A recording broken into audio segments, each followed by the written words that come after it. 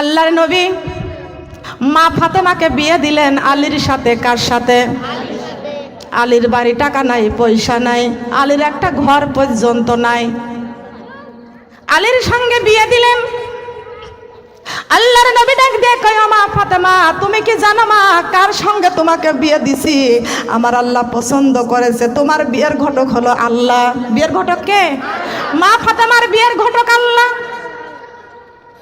ও ফাতেমা, তুমি কি জানো তুমি তোমার স্বামীর বাড়িতে যাচ্ছ? মা ফাতেমার বিয়ের সময় আল্লাহর নবী একটা জাতা ব্যবহার দিয়েছিলেন। কি ব্যবহার দিয়েছিলেন? জাতা ব্যবহার দিয়েছিলেন। সুবহানাল্লাহ বলবেন না? মেয়ে বিয়ে দিয়ে মেয়ের ব্যবহার দেওয়া সুন্নাত, আর জামাই পক্ষ থেকে চাইয়ে নেওয়া হারাম। ঠিক কিনা? অনেক মা বোনেরা আছেন ছেলেকে বিয়ে দিয়ে যৌতুক নেবেন না, হারাম। আপনার ছেলে বিয়ে দেবেন, কন্যা আনবেন, ফিরে এমনি আনবেন। আপনার সন্তানটাও যেমন মানুষ করেছেন কষ্ট করে, ও মেয়েটাও কষ্ট করেই মানুষ করেছেন। ছেলে মানুষ করতে যেমন কষ্ট, মেয়ে মানুষ করতে তেমন কষ্ট। ঠিক কিনা বলেন? তাই বলে মনে করবেন না যে ছেলের মা বটি আর মেয়ের মা মাছ। আগে বলতে এই কথাগুলো, ঠিক কিনা? আগের মানুষের মুখে এগুলো শুনতাম যে মেয়ের মা মাছ আর ছেলের মা হয় বটি। বটি দিয়ে মাছ কাটি নাকি? এইগুলো করবেন না, খবরদার, এইগুলা করবেন না। ছেলে বিয়ে দেবেন, মেয়ে ঘরে নিয়ে আসবেন। ঠিক কিনা বলেন? শাশুড়ি হয়েছেন, শাশুড়ি হবেন না, মায়ের মতো হবেন। বৌমাকে ভালোবাসবেন। আর বৌমাদেরকে বলি, শাশুড়িকে শাশুড়ি মনে করবা না, মনে করবা যে আমার মা। সুবহানাল্লাহ। দুনিয়াতে তুমি যত নেকির কাজ করে যাবা, ভালো ভালো কাজ করে যাবা, কবরে চলে যাবা, এই ভালো কাজের ফাইসলাগুলো মানুষ আলোচনা করতে থাকবে। অমকের বিবিটা, অমকের বাড়ির বৌমাটা অনেক ভালো ছিল, খুব ভালো ছিল, আমরা বাড়ির পর গেলে অনেক ভালো ব্যবহার করতো, আমাদের খেতে দিত, আমাদের সাথে অনেক ভালো আচরণ করতো। ওই মেয়েটা কবরে শুয়ে শুয়ে নেকি পাবে? বলেন সুবহানাল্লাহ। কিয়ামতের দিন আল্লাহ পাক রব্বুল আলামিন বলেছেন, রে বান্দি, আমি আল্লাহ তোমাদের ডান হাতের মধ্যে নেক আমলগুলো দান করে দিলাম। আল্লাহর বান্দি আল্লাহ পাক রব্বুল আলামিনকে ডেকে বলেন, মাবুদ, এত নেক আমল তো জীবনে দুনিয়াতে করে নাই, আজকে এত নেক আমল কেমনে পাইলাম? আল্লাহ পাক রব্বুল আলামিন বলেছেন, তুমি দুনিয়াতে ভালো ভালো কাজগুলো করে এসেছো, কবরে চলে এসেছো, দুনিয়াতে তোমার জন্য সেই ভালো কাজের ফাইসলাগুলো সবাই মিলে তোমার জন্য ভালো সার্টিফিকেট দিয়েছে। তুমি কিয়ামত পর্যন্ত নেক আমলগুলো পেয়েছো। এখন এই নেক আমলগুলো নিয়ে তুমি জান্নাতুল ফেরদাউসে চলে যাও। আর একজন ব্যক্তিকে পিছনে হাত ছাড়বে, পিছনে হাত লুকাবে, তার বাম হাতের মধ্যে নেক আমল সামনে দিয়ে ডান হাতে আসবে, আর বদ আমল পিছন দিয়ে বাম হাতের মধ্যে আসবে। বাম হাতের মধ্যে বদ আমল পাবে, ডাক দিয়ে বলবেন, মাবুদ রে, জীবনে তো এত বদ আমল তো আমি করি নাই, এত বদ আমল তো আমি করি নাই। আল্লাহ পাক রব্বুল আলামিন বলেছেন, দুনিয়াতে অনেক খারাপ খারাপ কাজ তুমি করে এসেছো, কবরে শুয়ে শুয়ে সেই খারাপ কাজের সার্টিফিকেট, তোমার খারাপ সার্টিফিকেট দিয়েছে। কবরে শুয়ে শুয়ে তুমি শুধু বদ আমলটাই পেয়েছো। কিয়ামত পর্যন্ত যত বদ আমল পেয়েছো, এই বদ আমল নিয়ে তুমি এখন জাহান্নামে যাও। দুনিয়াতে ভালো কাজ করবো না মন্দ কাজ করবো? ভালো কাজ করবো না মন্দ কাজ করবো? বলেন। সমাধান দিয়েছেন কে? কোরআনে দিছে। কি দিছে না?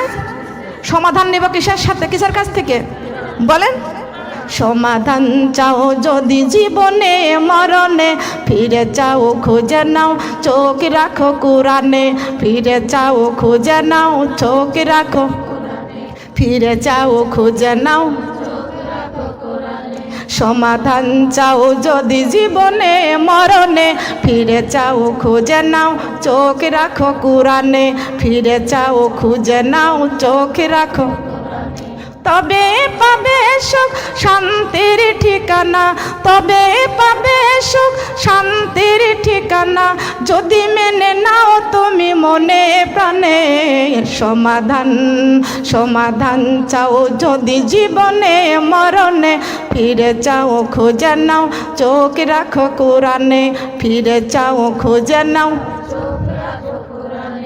এ বাণী সকলের নয় শুধু মুমিনের, যারাই চলবে মেনে ফলে পাবে কোরআনের। এ বাণী সকলের নয় শুধু মুমিনের, যারাই চলবে মেনে ফলে পাবে কোরআনের। ঘরে বলো কিবা রাষ্ট্রে বলো, ঘরে বলো কিবা রাষ্ট্রে বলো, অশান্তি দূর করে শান্তি আনে। সমাধান সমাধান চাও যদি জীবনে মরণে, ফিরে যাও খুঁজে নাও চোখ রাখো কোরআনে। ফিরে যাও খুঁজে নাও তবে পাবে সুখ শান্তির ঠিকানা, তবে পাবে সুখ শান্তির ঠিকানা। যখন যাইবে তুমি কবর মাঝে, সমাধান সমাধান চাও যদি জীবনে মরণে, ফিরে যাও খুঁজে নাও চোখ রাখো কোরআনে। ফিরে যাও খুঁজে নাও। সুবহানাল্লাহ বলেন। কোথায় রাখবো চোখ? কোরআনে। সুবহানাল্লাহ। সোনার মা বোনেরা, আল্লাহর নবী ফাতেমার জন্য একটা জাতা ব্যবহার দিলেন। মা ফাতেমা জাতা নিয়ে স্বামীর বাড়ি গেলেন। মা ফাতেমা জাতা নিয়ে স্বামীর বাড়ি গেলেন। আলী রাদিয়াল্লাহু তাআলা আনহুমা সারাদিন কাজের সন্ধানে বের হয়ে গেলেন, কোনো জায়গায় কাজ পাই না। বিকাল টাইমে একটু কাজ পাইছে, একটু জবের সংগ্রহ করতে পারছেন। ওই জবটুকু নিয়ে বাড়িতে এসেছে। ফাতেমার কাছে, তার বিবির কাছে জবটুকু দিয়েছেন। ফাতেমা জবটুকু জাতায় পিষে ময়দা করিয়া স্বামীর জন্য রুটি তৈরি করে দিয়েছেন। জাতা মানে চেনেন তো? জাতা চিনেন না? জাতা ডাল বানানো হয়, আমরা বানাই ওইগুলা। তবে ওই একটা দিন খাবার খাইলো, একদিন দুই দিন তিন দিন চলে গেল। এর মধ্যে মা ফাতেমা রাদিয়াল্লাহু তাআলা আনহা স্বামীর সাথে সামান্য একটু কথা হলো। কি হলো? একটু কথা স্বামীর সাথে। অনেকেরই স্বামী স্ত্রীর মধ্যে একটু তর্ক বিতর্ক হয় না? বলেন হয় না? একটু কান লাগান, খেয়াল করে শুনুন। স্বামীর সাথে ঝগড়া করলে কি বিপদ আসে জানার দরকার আছে না? স্বামীর সাথে ঝগড়া করলে, অপমানিত করলে বিপদটা কি আসে একটু ভালো করে কান লাগান। স্বামী স্ত্রীর মধ্যে মহব্বত যেই ঘরে আছে সেই ঘরে রহমতের বৃষ্টি বর্ষণ হয়। বলেন সুবহানাল্লাহ। সেই ঘরে, এটা হাদিসের কথা। আল্লাহর নবী হঠাৎ দেখছে মা ফাতেমার বাড়িতে রহমতের বৃষ্টি পড়া বন্ধ হয়ে গেছে। খুব খেয়াল করে শুনুন আমার কথা, বুঝতে পারতেছেন তো? মা ফাতেমার বাড়িতে রহমতের বৃষ্টি পড়া বন্ধ হয়ে গেছে। আল্লাহ রাসূল বলেছে, আমি যা জানি তোমরা কেউ তা জানো না, আর আমি রাসূল যা দেখি তোমরা তা দেখো না। আমার আল্লাহ দেখাইলে আমি আল্লাহ দেখি, না দেখাইলে দেখি না। আমার আল্লাহ আমাকে জানাইলে আমি জানি, না জানাইলে জানি না। আল্লাহর নবীর দেখার ক্ষমতা দিয়েছিলেন। দেখতে পাচ্ছেন যে মা ফাতেমার বাড়িতে রহমতের বৃষ্টি পড়া বন্ধ হয়ে গেছে। আল্লাহর নবী মুহাম্মদ রাসূলুল্লাহ সাল্লাল্লাহু আলাইহি ওয়াসাল্লাম এটা দেখেই আল্লাহর নবী বুঝতে পারেছে, মনে হয় আমার মা ফাতেমা বাড়িতে কোনো কষ্ট, কি কোনো দুঃখ হয়েছে, কোনো একটা না কিছু কিছু হয়েছে আমার মা ফাতেমার বাড়িতে। আল্লাহর নবী মসজিদ থেকে বের হয়ে ফাতেমার বাড়ির দিকে রওনা দিয়েছেন। সত্যই ফাতেমার বাড়িতে যাওয়ার পরে দেখতে পাচ্ছেন মা ফাতেমা বসে চোখের পানি ছেড়ে কাঁদতেছেন। আল্লাহর নবী ডাক দিয়া বলতেছেন, ও মা ফাতেমা, বুঝতে পারছি তোমার বাড়িতে রহমতের বৃষ্টি পড়া বন্ধ হয়ে গেছে। আমি রাসূল জানি তোমার বাড়িতে কোনো একটা কিছুই হয়েছে। মা ফাতেমা গো, কি হয়েছে মা? তুমি একটু বলো, আমার কাছে বলো কি হয়েছে। মা ফাতেমা লজ্জায় কিছু বলতে পারে না। স্বামী স্ত্রী একটু ঝগড়া হয়েছে, বাবার কাছে লজ্জায় কিভাবে বলবে? না বলেও তো উপায় নাই। ও ফাতেমা, কি হয়েছে মা তুমি বলো। ফাতেমা চোখের পানি ছেড়ে টুকটুক করে বলতেছেন, বাবা কিছু হয় নাই, সামান্য একটু কথা ত্রুটি হয়েছে আমার। আমার একটু ত্রুটি কথা হওয়ার কারণে আপনার জামাই একটু কষ্ট পেয়েছে। আমার একটু কথায় একটু আপনার জামাই সামান্য কথা একটু কষ্ট পেয়েছে। সামান্য না বেশি? সামান্য না বেশি? আমরা বলি আমি চেয়ারম্যানের মেয়ে, তোমার ভাত খাবো না, ঠিক কিনা বলো? আমি মেম্বারের মেয়ে, আমার বাবার কি অর্থ সম্পদ কম আছে? আমার মতো বিবি পাইছে তোমার কপাল। এই কথা বলে বলে মেয়েরা স্বামীকে কষ্ট দেয়। মনে রাখবেন আল্লাহর নবী বলেছেন, ও মা ফাতেমা, তোমার কথাই ছোট্ট কথায় আমার জামাই আলী যদি কষ্ট পাই, মা ফাতেমা গো, আমি রাসূল বলে দিলাম কোথায় আছে আমার জামাই আলী, কোথায় চলে গেছে তাড়াতাড়ি খোঁজ করে বের করে নাও। আমার জামাই আলীর কাছে পাও ধরে তুমি মাপ চেয়ে নাও। তোমাকে আল্লাহ জান্নাতের সরদারিনী করেছেন, তাই বলে স্বামীর মনে কষ্ট দিলে তুমি জান্নাতের সরদারিনী হয়েছো, ঠিক আছে, কিন্তু আমি রাসূল তোমাকে বলে দিলাম, তোমার স্বামীর কাছে তুমি যদি পাও জড়াইয়া ধরে যদি মাপ না চেয়ে নাও, তাহলে তুমি যদি মারা যাও, আমি রাসূল তোমার জানাজায় শরীক হব না। ফাতেমার আর উপায় নাই,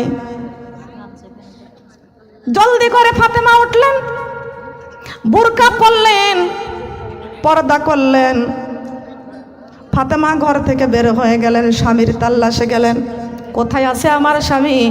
ফাতেমা যা গেল দেখলেন, খোঁজ করতে গেলেন। ফাতেমা দেখতে পাইছেন আলী রাদিয়াল্লাহু তাআলা আনহুমা মসজিদ নববীতে শুয়ে আছেন চাদর মুড়ি দিয়া। ওইখানে মা ফাতেমা গেলেন। ফাতেমা যাওয়ার পরে আস্তে করে গেলেন, যাওয়ার পরে আলীর পায়ের মধ্যে হাত দুইটা দিয়ে দিলেন। আলী তাকায় দেখতেছে ফাতেমা আমার পায়ের মধ্যে হাত দিয়েছেন। চট করে আলী রাদিয়াল্লাহু তাআলা আনহুমা বসে পড়েছেন। রাহমাতাল লিল আলামিনের মেয়ে, কলিজার টুকরা, বিশ্ব নবীর কলিজার টুকরা, আমি আলীর পায়ের মধ্যে হাত লাগায় দিয়েছেন, যাকে আল্লাহ পৃথিবীর সমস্ত নারীদের জান্নাতের সরদারিনী করেছেন। খেয়াল করুন, আলী ফাতেমার হাত দুইটা ধরেছেন। মা বোনেরা আসুন, স্বামীর সাথে ত্রুটি বন্ধ করে দে, রাগারাগি করা বন্ধ করে দে, ঘরে শান্তি নিয়ে আসেন, 5 ওয়াক্ত নামাজ পড়েন, স্বামীকে ডাকেন, একসাথে নামাজ পড়েন, স্বামীর সঙ্গে নামাজ পড়েন, এক প্লেটে খাবার খান, স্বামীর সাথে মহব্বতটা বাড়াইয়া দেন। দুনিয়ার থেকে কিছুদিন না আমার মা বোনরা, দুনিয়াতে রূপ থাকে 2 দিন আর গুণ থাকে চিরদিন। গুণটা যদি ভালো করি কবরে আল্লাহ জান্নাতবাসী করবেন, বলেন সুবহানাল্লাহ। আসুন আমরা দিনের পথে চলি। মা বোনেরা, দুনিয়ার সুখ শান্তি দিয়ে কি করব? কত টাকা পয়সা, সোনা দানা, অর্থ সম্পদ, কত রাজা বাদশাহ, সবাই কবরে চলে গেছে, আমরাও কবরে চলে যাব, নাকি থাকবো? নাকি থাকবো? টাকা পয়সা বাড়ি গাড়ি যাহা করেছি সবই কিছু ফালাইয়া আজি কবরে যাইতেছি। টাকা পয়সা বাড়ি গাড়ি যাহা করেছি সবই কিছু ফালাইয়া আজি কবরে যাইতেছি। হায়রে শেষে বুঝলাম এই দুনিয়ায় আপন কেহ নাই, হাই হাই শেষে বুঝলাম এই দুনিয়ায় আপন কেহ নাই। আমার মরণ, আমার মরণ আসিবে কখন কেউ তো জানে না, আমার মরণ আসিবে কখন, বলেন আমার মরণ আসিবে কখন। আমি মরে যাব আমায় তোমরা ভুইলা যাও না, আমি চলে যাব আমায় তোমরা ভুইলা যাও না। আমার মরণ, আমার মরণ আসিবে কখন কেউ তো জানে না, আমার মরণ আসিবে কখন। ঘরের স্বামী ছেলে মেয়ে আছে যাহারা, জন্মের মতো বিদায় করে দিবে তাহারা। ঘরের স্বামী ছেলে মেয়ে আছে যাহারা, জন্মের মতো, বলেন জন্মের মতো বিদায় করে। হাই হাই শেষে বুঝলাম এই দুনিয়ায় আপন কেহ নাই, আমার শেষে বুঝলাম এই দুনিয়ায় আপন কেহ নাই। আমার মরণ, আমার মরণ আসিবে কখন কেউ তো জানে না, আমার মরণ আসিবে কখন। আমি চলে যাব আমায় তোমরা ভুইলা যাইও না, আমি চলে যাব আমায় তোমরা ভুইলা যাইও না। আমার মরণ আসিবে কখন কেউ তো জানে না, আমার মরণ আসিবে কখন। এই দুনিয়ায় চিরজীবন থাকার জায়গা না, অন্ধকার কবর যে আমার আসল ঠিকানা। এই দুনিয়ায় চিরজীবন থাকার জায়গা না, অন্ধকার কবর যে আমার। সবাই রেখে আমায় চলে যাবে, সঙ্গী হবে না। সবাই রেখে আমায় চলে যাবে, সঙ্গী হবে না। আমার মরণ আসিবে কখন কেউ তো জানে না, আমার মরণ আসিবে কখন। আমার মরণ আসিবে কখন।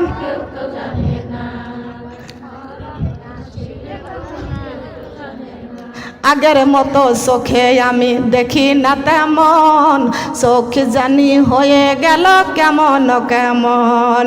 আগের মতো চোখে আমি দেখি না তেমন, চোখ জানি হয়ে গেল কেমন কেমন।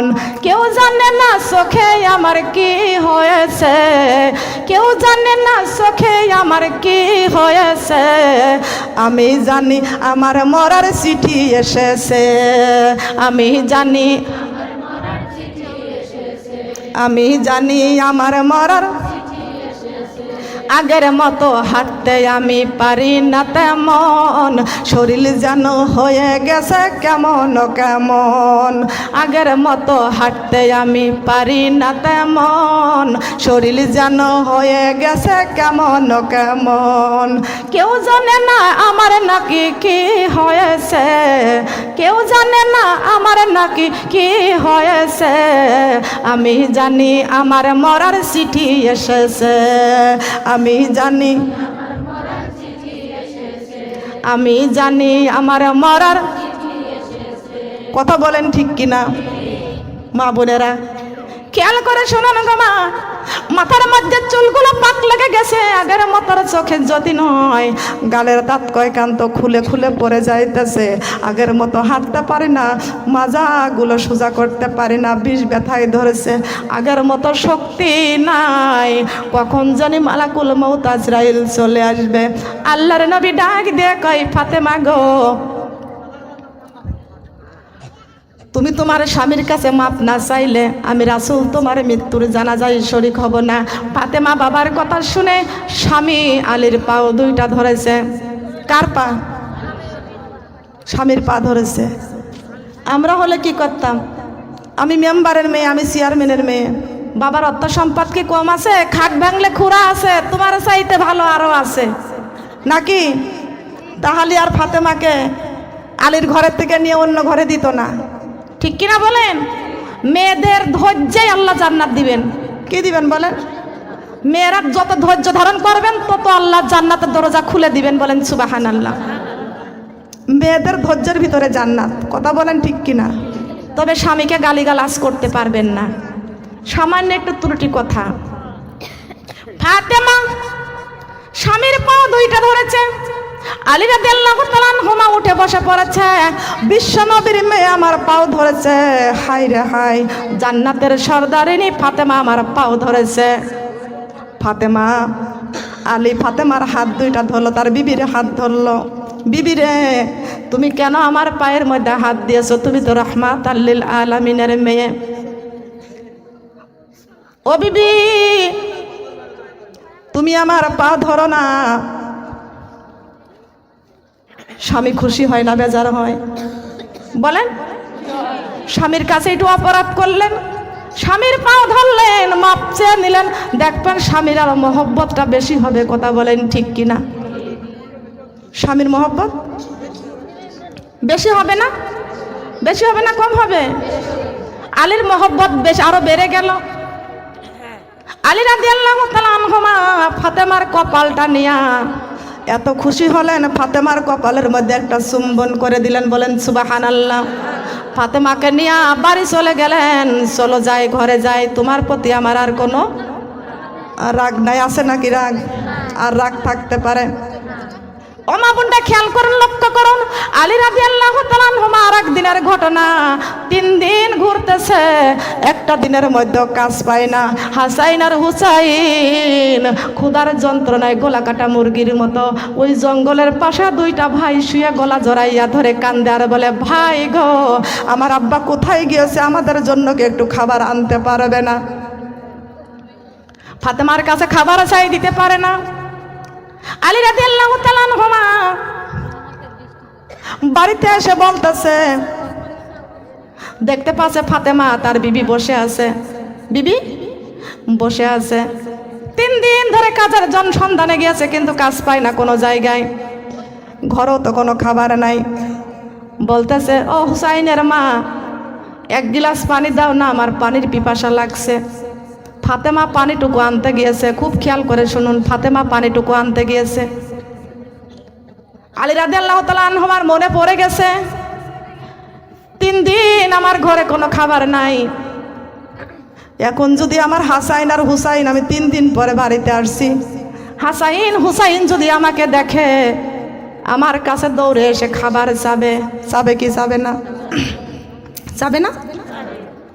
হাসাইন হুসাইনের কথা মনে পড়ে যাইয়া আলী রাদিয়াল্লাহু তাআলা আনহু ওইখান থেকে সরে গেলেন। ফাতেমা পানির গিলাসটা নিয়ে এসে দেখতেছে স্বামী ওখানে নাই, চলে গেছে। ফাতেমা মনে করেছে, পানি মনে হয় আনতে একটু দেরি হয়েছে, আমার স্বামীর মনে হয় রাগ হয়েছে। মনে হয় কি হয় না? হয় কি হয় না? মনে হয় আমার স্বামীর রাগ হয়েছে।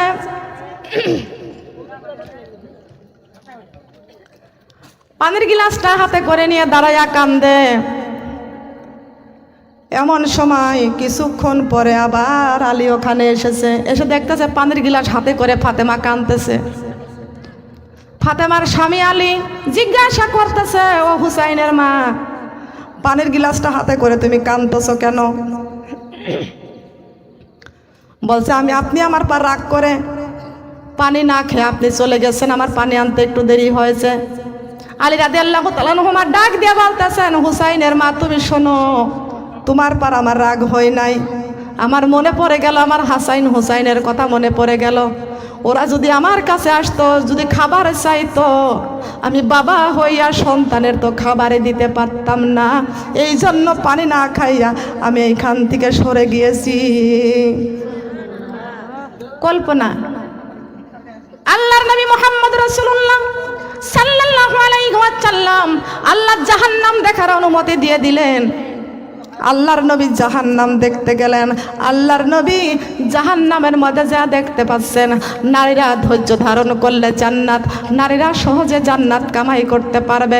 কিন্তু আল্লাহর নবী কেন যা দেখলেন জাহান্নামের মধ্যে বেশিরভাগ নারীরা? কি জন্য? 2টা হাত জাহান্নামের রশি দিয়ে, আগুনের রশি দিয়ে বেঁধে টানতে টানতে জাহান্নামের মধ্যে নিক্ষেপ করতেছেন। আল্লাহর নবী ডাক দিয়া বলতেছেন, জিব্রাইল, ও জিব্রাইল, ওই সমস্ত নারীদেরকে, মহিলাদেরকে জাহান্নামের রশি দিয়ে টানতে টানতে জাহান্নামে নিক্ষেপ করতেছেন। আল্লাহর নবী জিব্রাইল ডাক দিয়া বলতেছেন, ইয়া রাসূলুল্লাহ, ইয়া হাবিবাল্লাহ, ওই সমস্ত চোর মহিলাদেরকে নিয়ে জাহান্নামে নিক্ষেপ করতেছে। চোর? কেমন চোর? বলে ওই সমস্ত মহিলারা চোর। বলে কার বাড়ি চুরি করতে? বলে কারোর বাড়ি চুরি করতো না, স্বামীর কামাই রোজগার করে বাড়িতে আসতো, স্বামীর কামাই রোজগারের মধ্যে কোনো বরকত পায় না, স্বামীর ঘরের থেকে সব চুরি করে করে ওরা মার্কেটে দিয়ে আসতো। কোন জায়গা? কোন জায়গা?